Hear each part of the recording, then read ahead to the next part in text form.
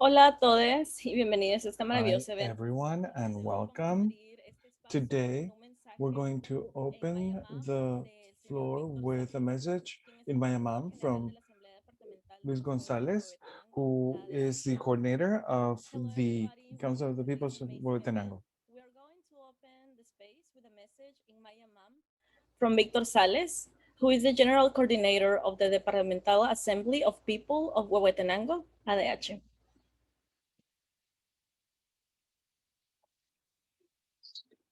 Tal, mapa chultena, mapa panchitena, pues machula. Chapón, un amblajal, pues de chapón, banchulena, tu un chambel, pues no que bi webinario. Un amblajón sapón, pues ton quinti, tichical, pues kbeble, principalmente, pues ton quinti. Pechnik shim, pechnik na, pechnik yol, ahoshim de, pues change in de, sanche, pues kan chon weshon te tactan. También, pues, pokol nim yol de, sanstenka, pues, acheshka hambakir, akok, hal riban yol dokyol, principalmente kapuk lanchesh, pues, elnish, más tu titan, mesh, mos. Entonces, nim kim, nim tich kalmbach hier, en chachs la hom, pues a la fuerza, se ni pum puk ni pum krasen ya. Entonces, ne, gesans denken, auch bahal yol techal, at kueter, wen chiksa, wen hun yol hoke te. También, pues, kokol yol chetsunto, kyol kyol kamos, kokol yol toch, kyol mesh. Pero también, pues, toquequiol, también el shkamanchetzen. También, matzakamal, que tojun semana chetzen ya tzul saman, jun grabación que chetzen de kbel, toquequiol, kshal ko, mam ko.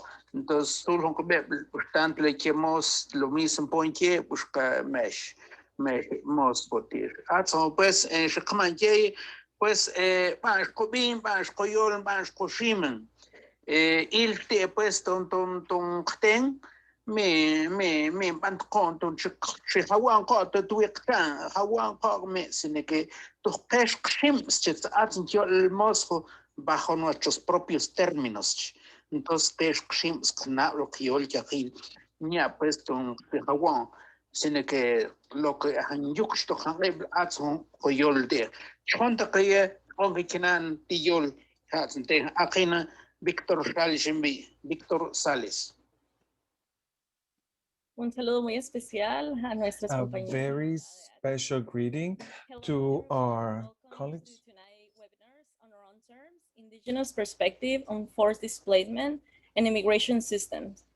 Tonight's conversation will be in Spanish and English with simultaneous interpretation to English and Spanish. At the bottom of your screen, there's a button that says interpretation. Please click on the language that you would like to hear and note that you can mute the original audio. If you're listening to the English channel, we recommend you that you mute the original audio for now. Next week, we will be sending all registrants the recording in English and Spanish and the recording in Maya Mam from Todos Santos, Cuchumatan.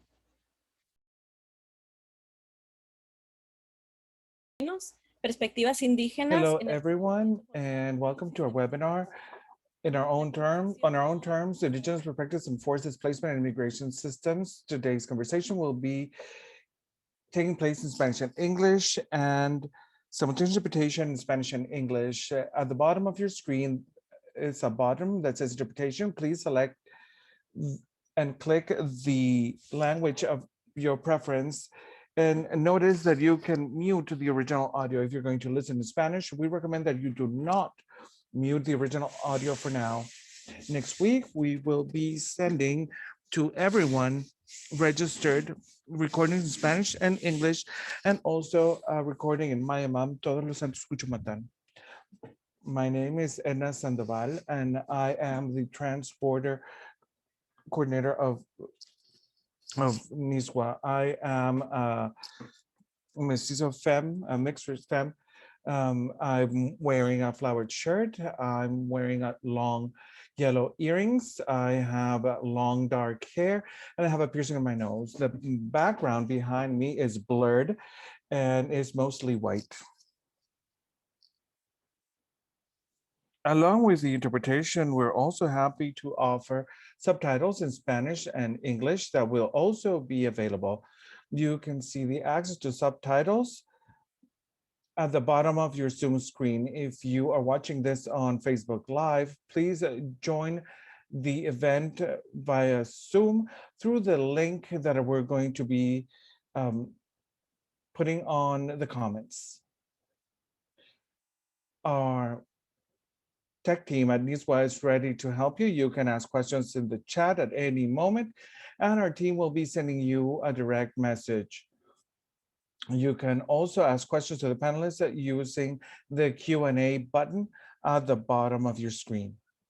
All links and the information that we're sharing on the chat will also be sent on a follow-up email for those who registered for this event.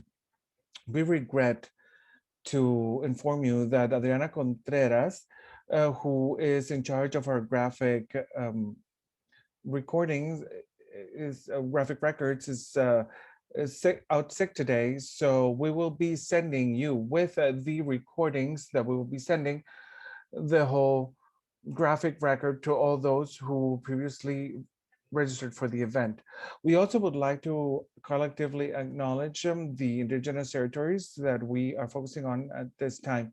It's very important for us to honor with gratitude all the people that have been at the forefront of the fight in defense of the earth for generations historically. If you want to know in what occupied territory you are right now, please visit the link that we're going to be sharing right now in the chat. Feel free to share in which territory you are. And to start this event formally, it is my honor to introduce Luis Marcos from the Maya Campoval Nation, who is also the ambassador of the Maya Cateco Chucoti in Cacobal, ambassador, and who will now do an invocation to open this event.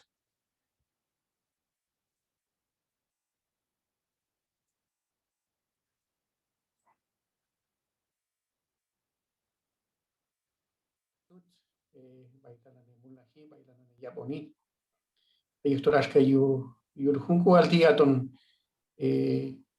uslukeb ish yul ko bispal kochorkin ashka aikan ayu hebkumamin hebko hitchman. Chine chahi nechtek yurtul ayunegoch by George kono omach. Saludos a todos. Greetings, everyone. From the sacred territories of Amaka. In our sacred calendar, in the Mayan sacred calendar, today is Ish.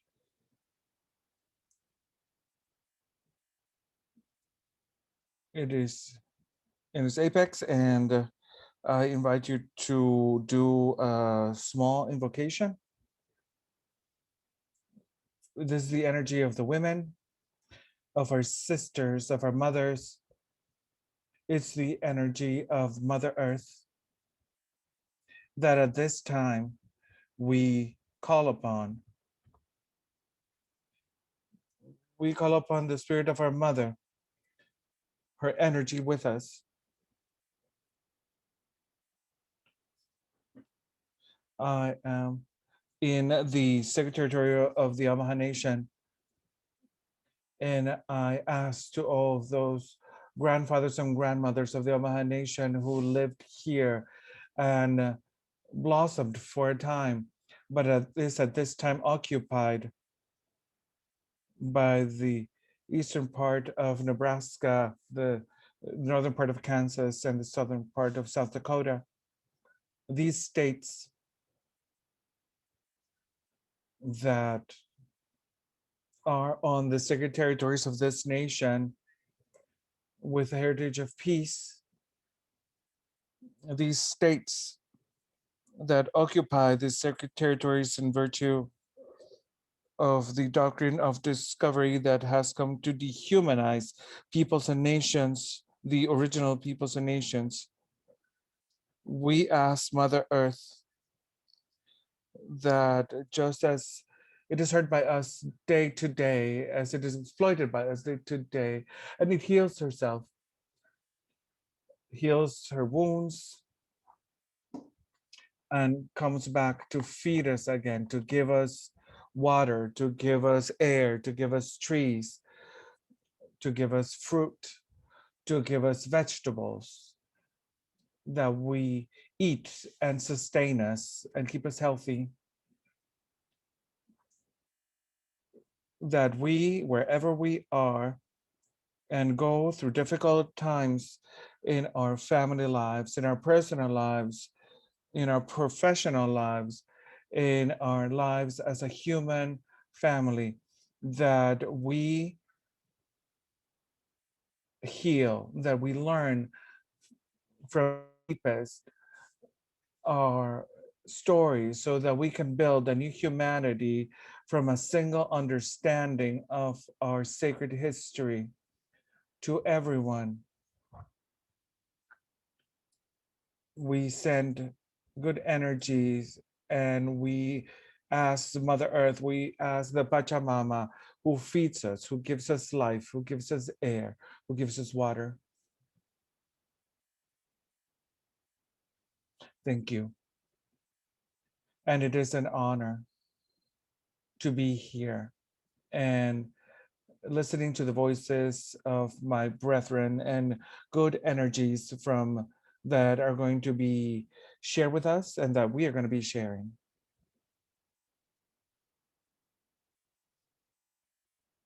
Thank you very much, Luis, for this such healing space that is so necessary. We would like to say that today's panel has been a collaborative effort from different organizations that we're going to share their names and their websites in the chat at this time. Many of the organizations, as you can see on the chat, are also part of a bigger effort through a campaign that was started for the cooperative agreements of asylum or ACAS.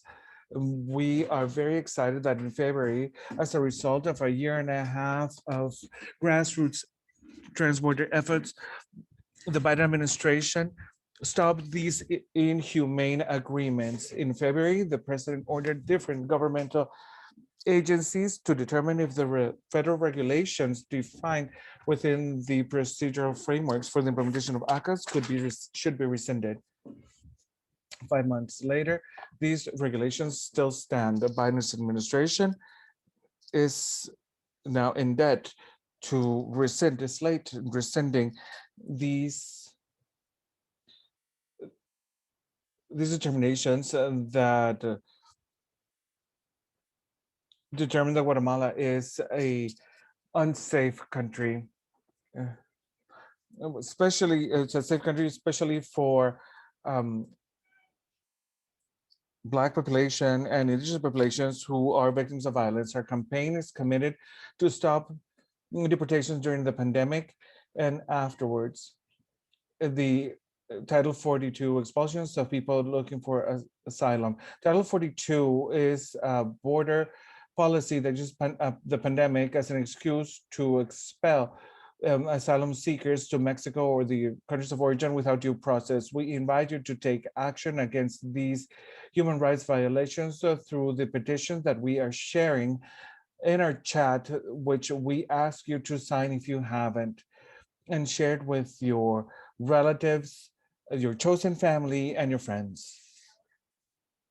And now, to start, it is an honor to introduce Mercedes Said, who is going to be introducing our panelists. Mercedes is a Mayaguiche woman from Totonicapan, Guatemala, right now in the Piscatahue territory in Maryland, United States, and she is a community leader of the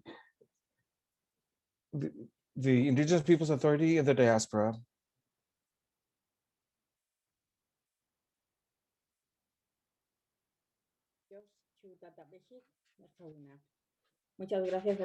Thank you very much for being here. Good afternoon. Thank you for listening to our brethren. My name is Mercedes Sai. I come from the Maya Quiche community from Guatemala, Guatemala.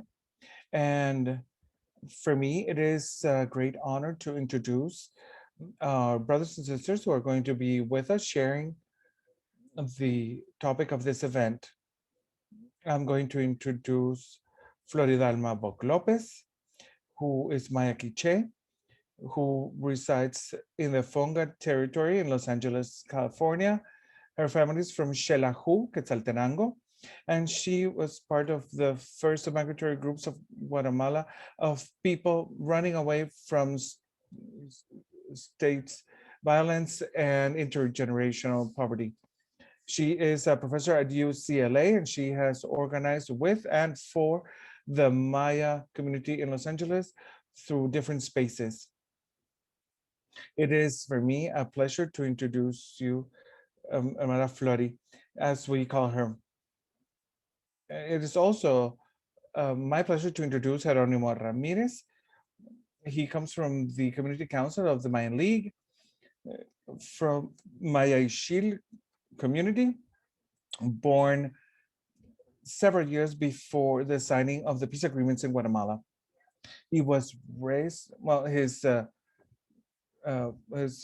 grandmother on the side of her mother, as a survivor of the internal armed conflict and as a defender of human rights, currently a leader of the Ancestral Council, Ixil, gave him his first teachings at 13. He started defending his territory, his people, and the rights of Mother Earth. In the United States, he has been a community organizer and human rights activist. He was part of the fight for driver's license in Virginia, and he also provides interpretation in Indigenous languages. He graduated with a baccalaureate with a degree in science and letters. He is bilingual, Maya Ixil and Spanish. It's also a pleasure for me to introduce our sister Natalie Segovia. She comes from the Quechua line, Peruvian. She is an international human rights attorney with ample experience in Indigenous rights law. She focuses on the protection of Earth and the rights of Indigenous peoples and First Nations, also affected by forced displacement, the desecration of sacred land, and the violation of human rights as a result of extractive industries and mass development. She is part of the Waterdale Collective, a nonprofit that came from the resistance that works to provide legal aid to Indigenous peoples and the earth for environmental justice. Thank you, brothers and sisters, for your knowledge that you will be sharing with us tonight. Thank you.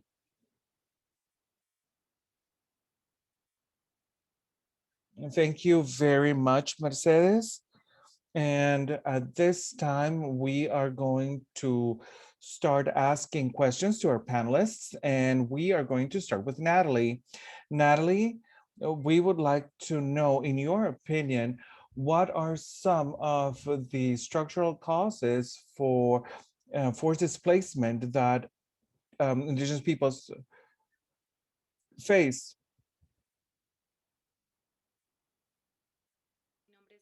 My name is Natalie Segovia. Good afternoon, everyone.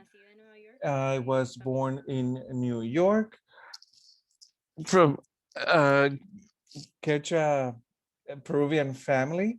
For those of us who are here with us, have a great afternoon. Thank you for your question, Edna. Well, the structural causes, if we go to the structural causes of forced displacement, we would have to start by defining What is forced displacement? There are organizations that define that forced migrant is someone who migrates to escape from persecution, conflict, repression, natural and human disasters, environmental degradation, and other situations that threatened their life, freedom, or capability to survive.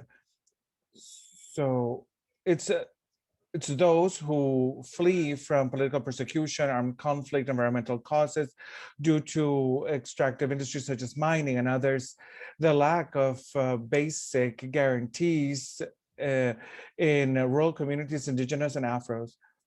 So I think it's also important to define the difference between an economic migrant, I'm sorry, and a forcibly displaced individual. An economic migrant is one who is looking to chooses to leave their home, to search for better financial opportunities. For example, leaving their country, leaving their home to look, to try to use their skills to contribute to the economy and thus get better income. However, those who are forcibly displaced, they run from conflict. They don't have a choice. They don't have the capacity to choose. They run from armed conflict, and many times forced displacement is accompanied by cultural, political, or actual trauma. There are many who are forcibly displaced, don't have assets. They are left without any form of maintaining themselves, and there's a lack of job opportunities. Some figures in 2015, the World Bank said that almost 60 million people have been displaced around the world and turning into refugees, raising it to 19.5 million displaced that look for refuge in other countries. Internally displaced, those who don't leave their national territories but are displaced from their homes, and they also request asylum. That is the highest figure since World War II. These figures aren't always current. They are updated not very frequently, but those are figures from 2015. And when we talk about rural indigenous communities, so we see things such as environmental racism, such as we see with extractive projects and mass development projects in rural communities and indigenous communities. We know that indigenous lands have 80% of biodiversity in the planet, and they are rich in timber, minerals, and oil. And because of greed and everything that humans look for, without having a long-term vision of what it is to have a relationship with Mother Earth. So these practices are violence against Mother Earth and violence against other human beings as part of extractivism. Thank you. Thank you very much, Natalie. And now we are going to move on to a question for Gerónimo. Gerónimo, we would like to know from the perspective of the indigenous peoples that you work with and you have worked with, how they see and understand mobilization and migration.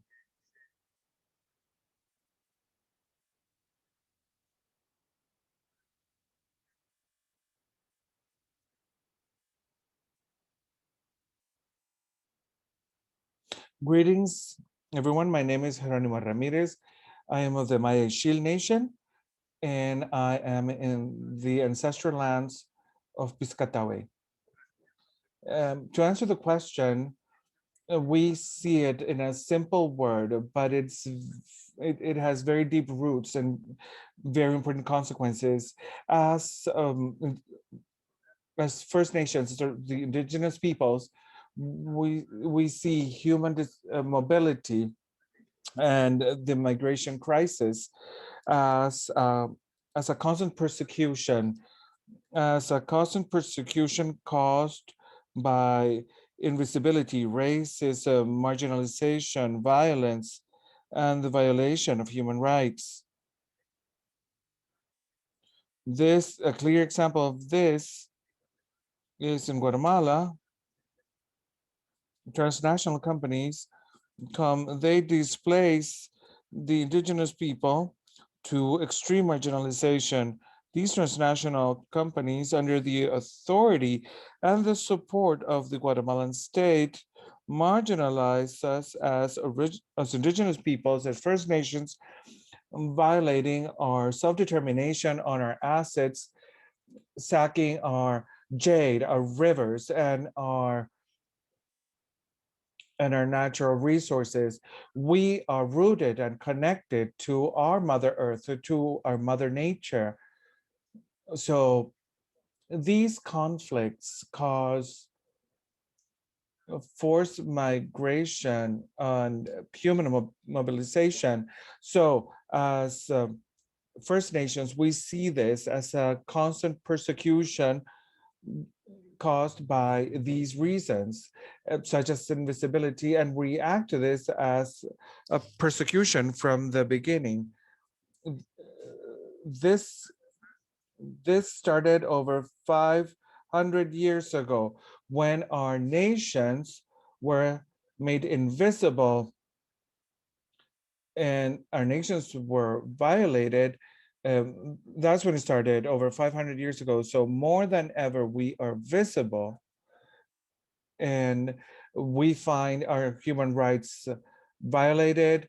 We find our assets, our wealth taken away. And this has caused internal persecution. And we have been robbed and we have been displaced. And we see this as a constant persecution.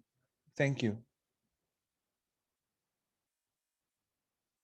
Thank you very much, Gerónimo. And now we are going to move on to Flori. I want to tell you that Flori is going to be answering her questions in English. So those of you who are listening in English, we ask you to, if you are using it in, if you're listening in English, then mute the original audio. And if you are using the interpretation to Spanish, also mute the original audio and listen. Okay, Flori, how do you think that the land back movement or the movement to take back the territories is linked to migration? Thank you, Edna. So just for accessibility's sake, I wanted to provide a physical description. I am a Maya Quiche woman with long black hair. I'm wearing the traditional clothing of my hometown, and I have silver earrings on. In addition to that, I wanted to open my comments by recognizing that I'm on occupied Tongva territory.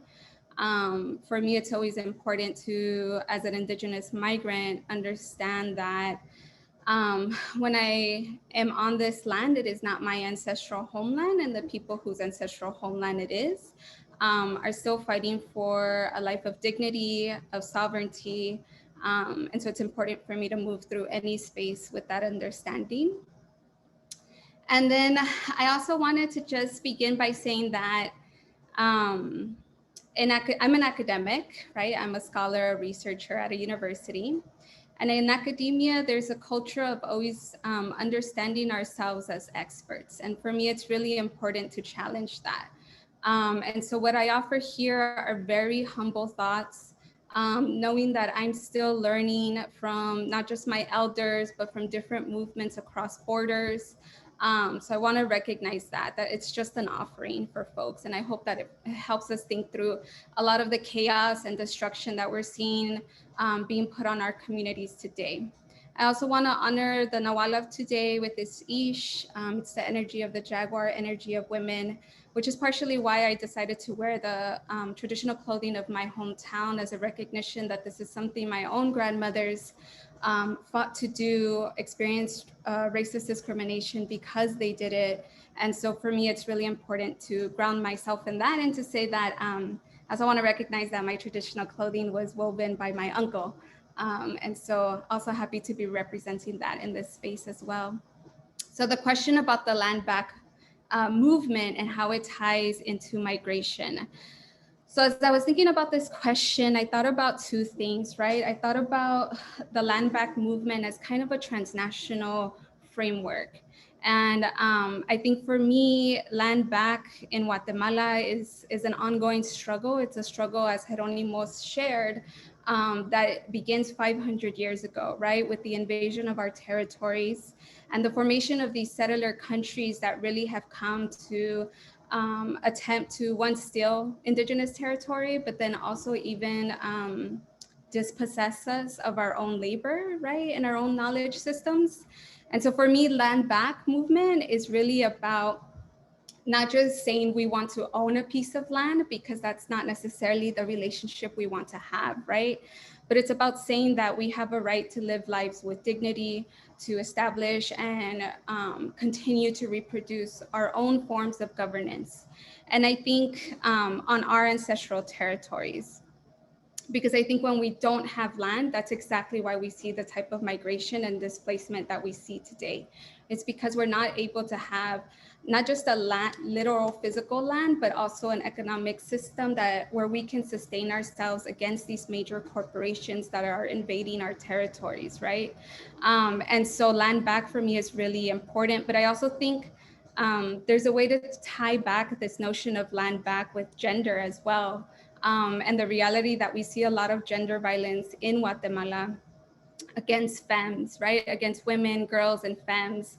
And part of what Mayan women scholars and organizers in Guatemala have also pushed to the forefront is that to say land back, to reclaim ancestral territory, is also to reclaim our own bodies. It's to reclaim the self-determination of our very beings, right? And so I wanna also think about how gender violence becomes one of the factors for forced migration, right? Women and girls fleeing, sometimes sexual violence, sometimes abuse. And so land back also becomes an opportunity for us to intervene in that as well, right? That gender violence in a place where Indigenous people are sovereign and have their own systems of governance, we're always gonna have to also figure out how to confront that type of gender violence. That is also a symptom of colonialism. And then I was also thinking about land back as a better framework than what the Biden plan has been proposing, right? So you get these like imperial settler colonial governments like the US government who develop these plans, right, for how to stem migration from Guatemala. We get the Vice President Kamala Harris in Guatemala telling people to not come, right, do not come. And I think for me, it would be better for them to learn about the land back movement as opposed to trying to provide more aid to military and policing, right, and state violence. And then I guess the last comment I'll make is that for me, land back movement is also about how to be a good relative on these territories. We migrate to the United States, yes, but we are also migrating to a place that is also indigenous, right? Where indigenous people have also fought for their territory. And so for me, supporting land back in California, in Los Angeles, is also about me trying to understand how to be a good relative. So I'll end my comments there. Thank you so much, Flori. And for the public that is listening in English, we're gonna go back and talk in Spanish right now. Para las personas que cambiaron su audio.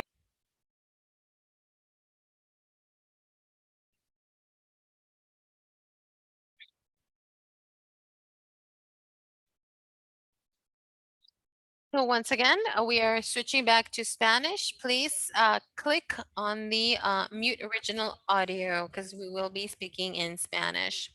Now we're going to go ahead and ask a question to Geronimo. Geronimo, how do you feel? How do you think a world would look? A world without forced displacement would look? No. I'm sorry. That's not the question. My mistake. Okay, Geronimo. Could you please talk to us about the visualization of originary peoples and indigenous rights? Yes. Thank you again for the opportunity of having me here. We are invisible in our rights because we are not acknowledged as originary people. And to date, in Guatemala, in the United States, and in several other places, we are called and seen as Latinos or Latinas. So we are sort of boxed and labeled into this particular, place, and this violates our rights as human beings, our rights to exist. They have invisibilized us. And when you invisibilize someone, you violate their right to exist as human beings. And that's what's happening with each of us. But this invisibility did not begin here. Rather, it has been here since the invasion, when the invaders came in, which were not invited, but came here to rape our lands. When when they came to our land, they actually then fought against their crown in our land without talking to us, without asking us in, without involving our ancestors who were already who whose land they were on. And so when they made our ancestors invisible, this began the violation of human rights, the violation of our free will. And this has been happening for 500 years of massacres and genocides. We just saw it 36 years ago when my people, Ixil, and other people suffered a massacre. It is regrettable to remember that just because for being Ixil, for being connected to our ancestral lands, we had to be massacred. We had to, they had to violate our human rights. And we see them, and after these, these peace accord signatures, they're signing this and that, and they're signing documents and treaties and agreements that were, of course, left in the, in the middle of a desk drawer. But the true uh, rights as people never came, and our rights continue being violated constantly.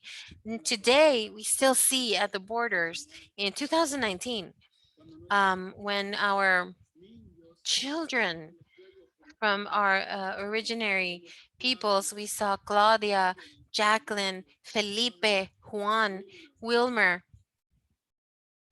we see Carlos, all of whom belonged to Mayan nations, Mom nations, Quechua, Chorti, Achi, because they were invisible. They did not have access. They did not have the right to an interpreter. When they invisibilized a whole nation, when they invisibilized a whole group of people, they violate our existence and our rights as human beings. And today we fight to be visible, because once we become visible, our free will will be, we'll regain the right to exist as humans, and and a free right to determination. That's our fight, being visible again. Thank you. Thank you so much, Geronimo. And to our audience, given that we're discussing things that are very, very delicate, if you need to move your body, if you need to drink water, if you need to take a step back, do so. we will be here, and you will also have the recording sent to you. So now we're gonna go on to, now this is a question for Natalie.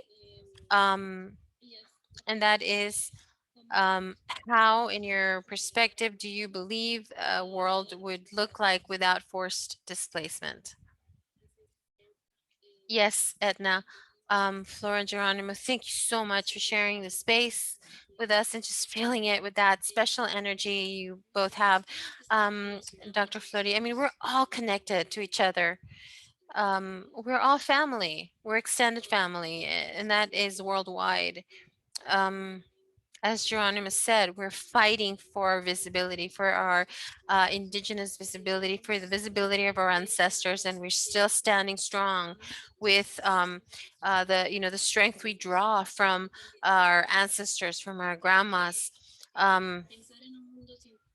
Thinking Imagining a world without forced displacement makes us think not only in the current state of the world, where there's 82.4 million of displaced individuals globally by 2020. And it makes us think of what we are living, which is a world where humans have basically created their own destruction, or sown the seeds for their own destruction. And in a world where even now when we realize that there's so much inequality and so many violations to human rights, to indigenous rights, to the rights of our Mother Earth, we are still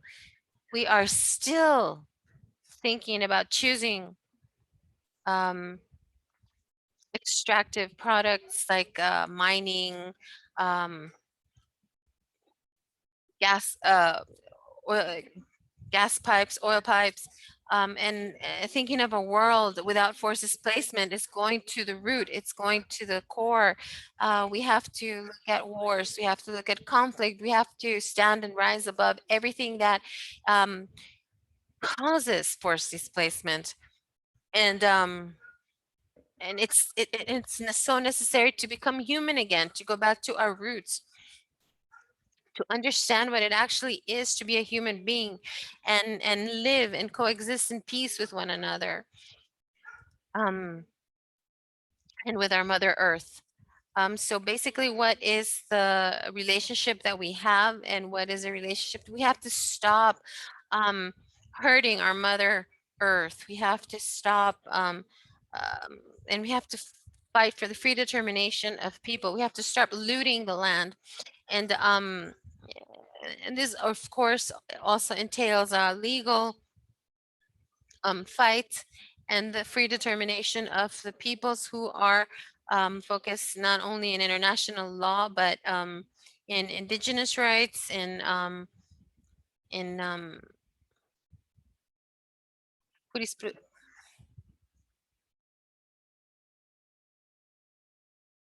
and also just look for our ancestral lands, see how we can nourish it, and not only try to extract from it. We are missing um, a world free of discrimination. That's what we have to aim for. There's no environmental discrimination. Somebody asked in the chat, the socio-environmental issues are part of the forced displacement problem, and this is basically a world where we should not be in fear of genocide at all times, and so this is subsistence, and as such, we are still missing as humans and also as indigenous beings. Um, uh,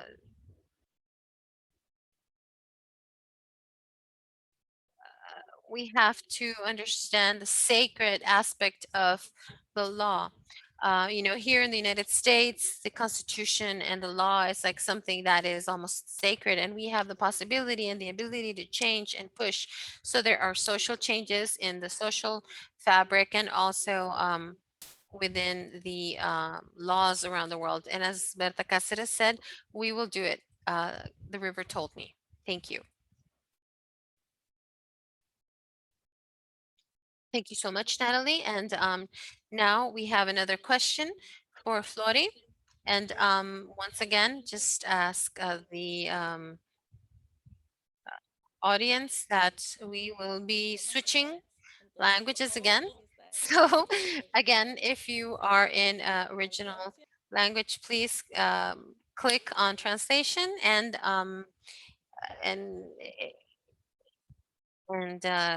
take out the original audio. Flori, this question is a little bit connected to what we've already been discussing. What do you believe would be the alternatives for the colonial aspect of colonization, which the Guatemalan and the diaspora are already building? Possible alternatives. One, I want to begin answering this by recognizing that this question is huge. There's no way that I am either aware of nor like at the forefront of like thinking through all of these things, right? And so I just want to start by saying that. And I think for me, it actually builds on a lot of what Natalie was saying. Which is about being in relation to each other, right? So I even see her, for instance, who's part of an indigenous nation in South America, but who has come to these territories to also support and build with displaced Mayan people as part of that relationship building. And I think there's so many different examples of that. And I think we saw some of those even during the pandemic, right? This ongoing pandemic where Native nations did also support Mayan immigrants with access to masks and the ways that even across different indigenous migrant communities, there was also a lot of social support, right? And the needs are very, very big. But I think every time that we can rupture these boundaries or barriers, it represents a really important opening. And so I think for me, you know, I also, in thinking about this question, which felt very, very big, I also went to thinking about abolition, which I think Alejandro Villalpando's here in the comments, but also some of my ECR. I organize with a community organization called ECR Communities for Environmental Justice, and I see that they're in the audience too. And so with some of those thinking partners, we've been talking about abolition, right? And abolition as being something that is grounded in a very Black radical tradition. And it was the abolition of slavery and the ongoing need to abolish mass incarceration.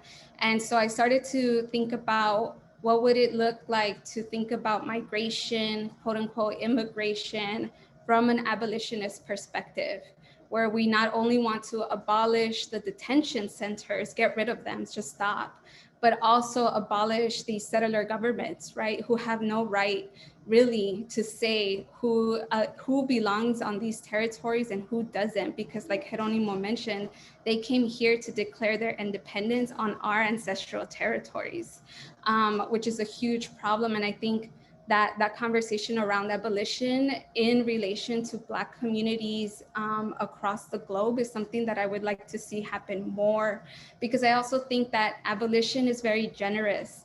And what I mean by that is that it acknowledges that we may not have every single detail worked out about what that vision for the future is, but in the process of abolishing these systems, we start to enact that future in our relationships. And I think that's really important. So I even look at, for instance, if people saw the previous webinar, our elder Luis Marcos, who opened today, also shared about being an ambassador to the Omaha Nation, right? And I think there's multiple examples like that where Indigenous people, you know, despite settler borders, are still building in a way where they're supporting each other and understanding each other's struggles as common struggles. And I think for me, I even see that in relation to Tongva relatives who, you know, they had Los Angeles built on top of their ancestral territory, which for me felt very similar to how in Xela, my hometown, it's really a city, it's a huge city now, but that city was built on top of us. We were there before. And so for me, even that urban Indigenous experience is something that I use to inform how I think about a future outside of settler borders. Thank you so much again, Flori. And I think I already explained the process. Go back to the original audio. Vamos a regresar a español ahora. Y vamos a abrir el We are siguiente. going back to Spanish now. We're going to open up the segment, the Q&A session that the public has been, or the audience has been sharing. So the NISGUA team that is still looking at the Facebook chat is sending some questions. And so I'd like to be making some questions for Natalie. Natalie, can you please talk a little bit about how things can be done better in solidarity with your customers, which are identified as Indigenous? Well, first and foremost, I believe that practicing law has a certain vocabulary that we use, or that like the word customer. Starting from that,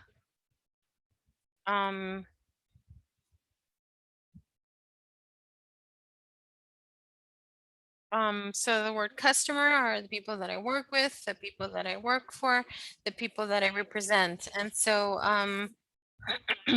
change the work, working in law, make it just merely transactional. I don't think it's right. I mean, we have the capacity to represent somebody as their legal counsel, but we also have the duty of highlighting the human side of the law. And I think that it's very difficult to answer without context, because context is always important whenever we're answering any type of question.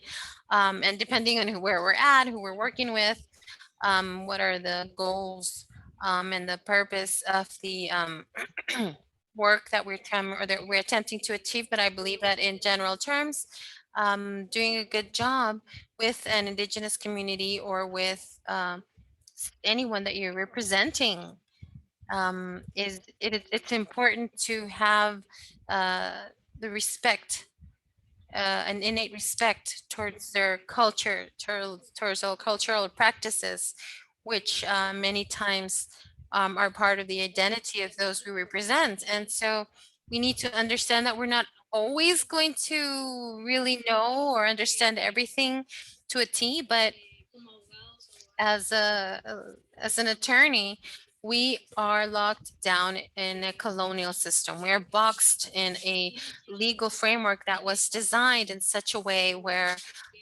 it is an oppressive system that is systematically not working. And we have to start searching for creative options, creative arguments, and not be so fearful of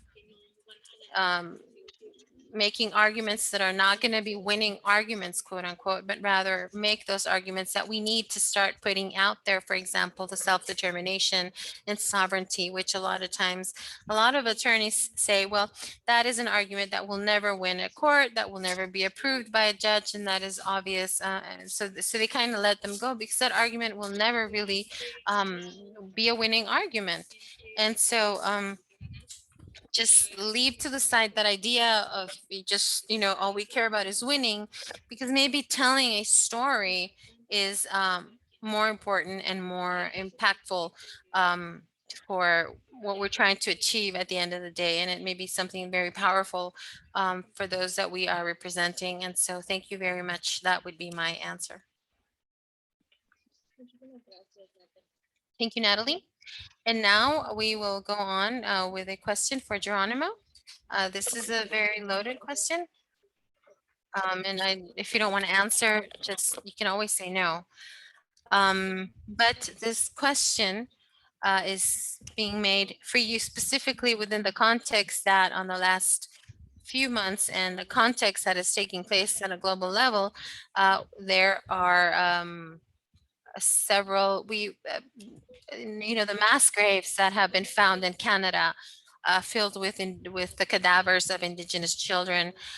How do you feel about this forced or the mass murder and the disappearances of these Indigenous children, where do the rights of these indigenous children lie, particularly Maya Ixinkas, and how does this relate to the separation of families that is taking place amongst borders now?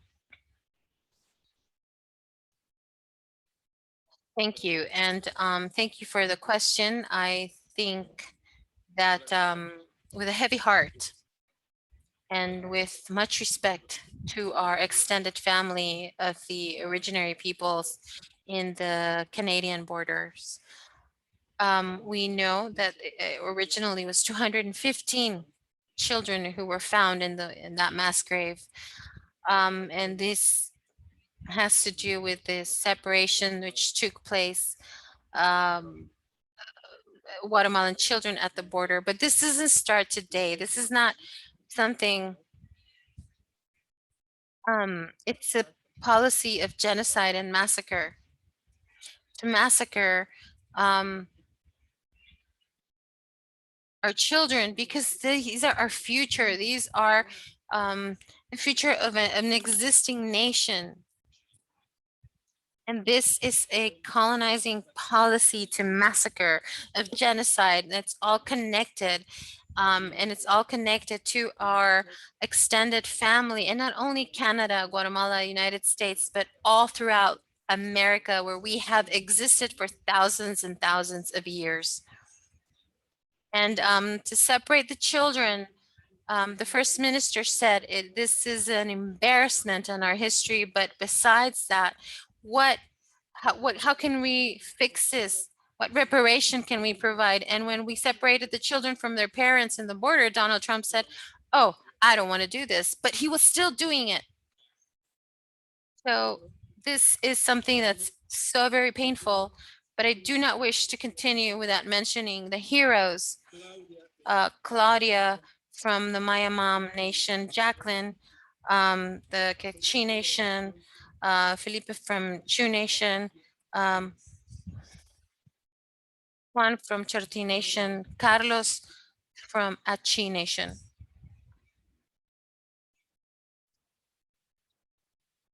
And those children, and not only those children, but all those thousands of children that can't find their parents now. Not only is it a shame and an embarrassment to the colonizers, but these are aberrations. These are nations which have stepped all over our dignity for over 500 years now. And this is a policy for massacre and genocide. Thank you.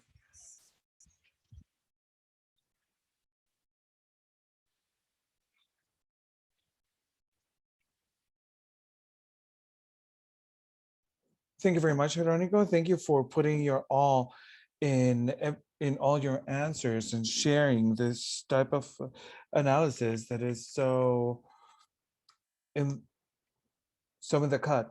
And now we have a question for Flori.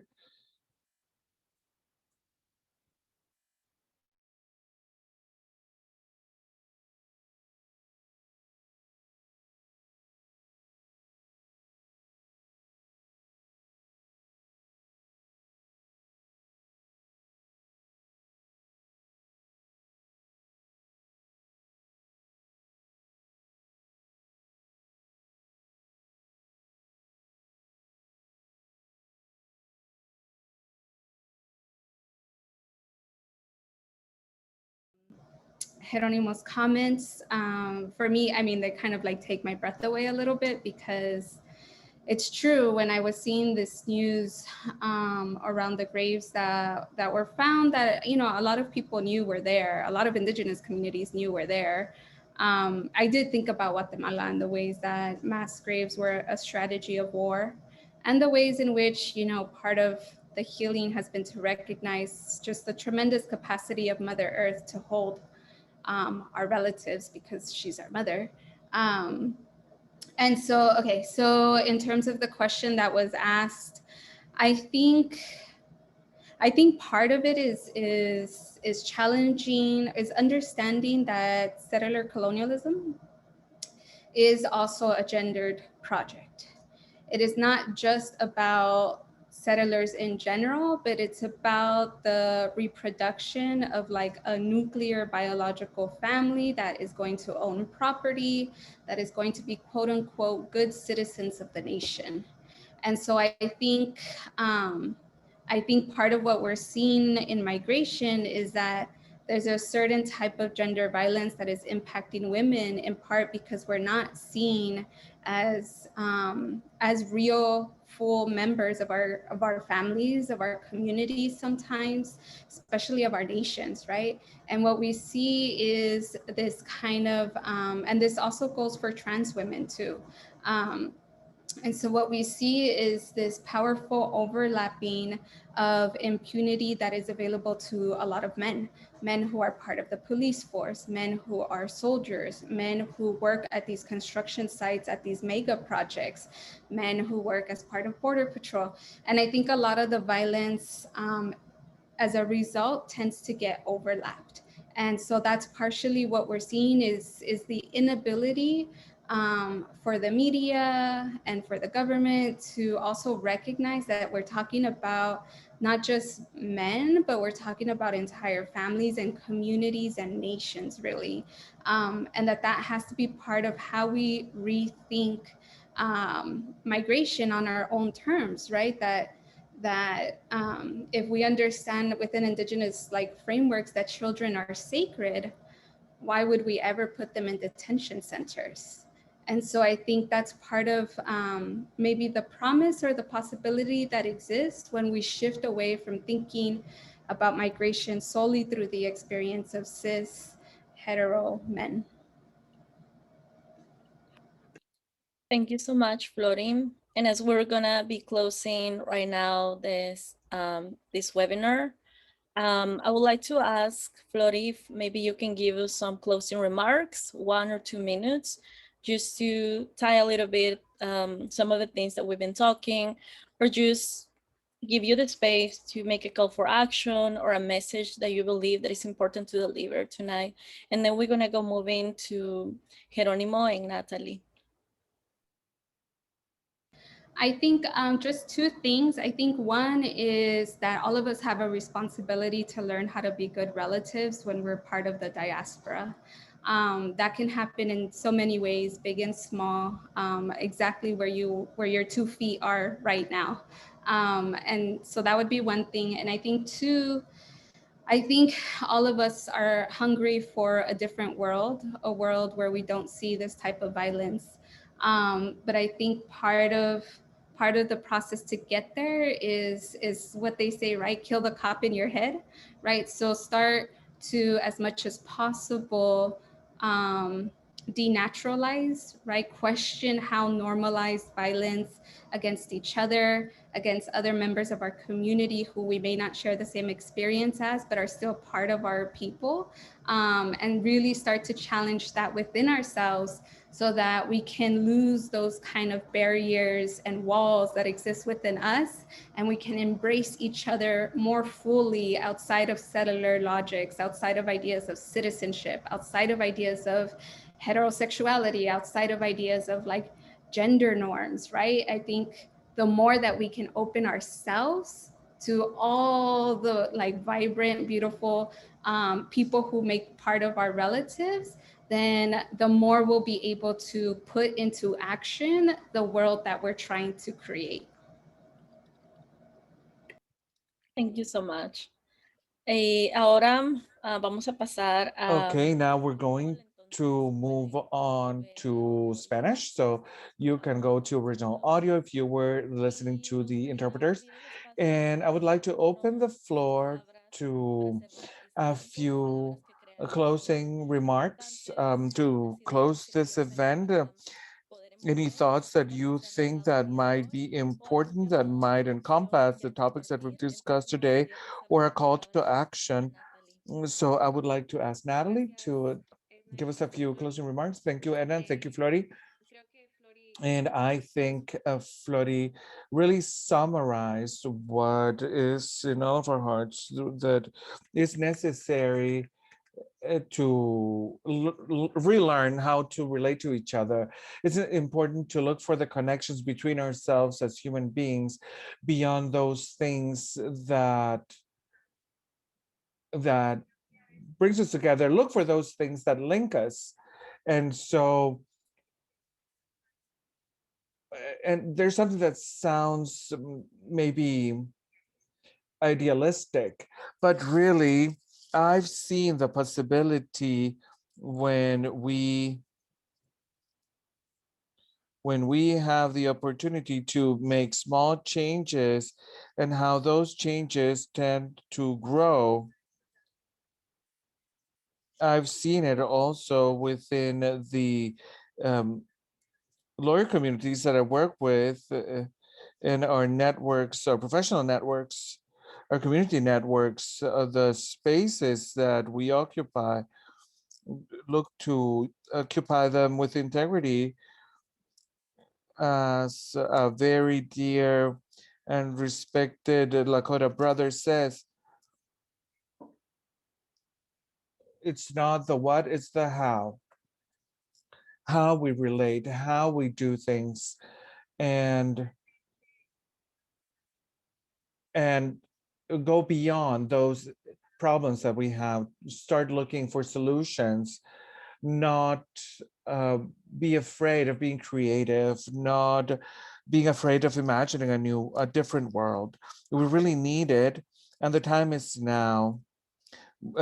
We don't have more time. We don't have another world. So the time is now. So thank you very much for allowing me to be here in this space. It was an honor for me to be able to share with Flori and Gerónimo. And the pain that we feel is many times when we go through this world and we understand and see and experience in our own person that our communities at international level are being assassinated, they are being murdered. There's genocide that is running rampant. And many people say cultural genocide is not genocide, but it is. And there's actual genocide, which is the killing that has been part of the history of our communities and our peoples, and it's part of our current reality. So it's important to know that we are still um, on our feet and we are still fighting. And as Flori said, it's the land back movement and the reclaiming of ancestral land is not just with the purpose of changing its property from one owner to another. It's looking for a different way so that we can also relate with this world, with this land that is our mother. Thank you very much, Natalie. Also, I would like to now hear from Gerónimo, some closing remarks. Thank you again. It's important that we stay in the fight, and I want to leave you a message as young man from the Ixil people. How do I help? How do I start? If they say I'm too young for this, it's not about age. I started at 13 because my grandmother is a defender of the indigenous peoples and Mother Earth and Mother Nature. It is how we as young people at any age can help, is knowing the organizations that already exist, knowing the plans and processes, the fight that is underway, knowing it and supporting it.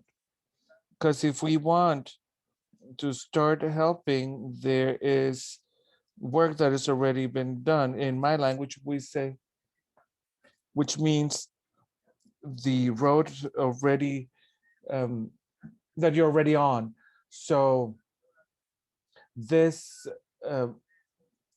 it's a single fight, and the plans and the processes, and we need to start contributing in whatever we can do. Also, donations are very important because without donations, there is no fight. All of us are as volunteers, but donations raise their voices as well.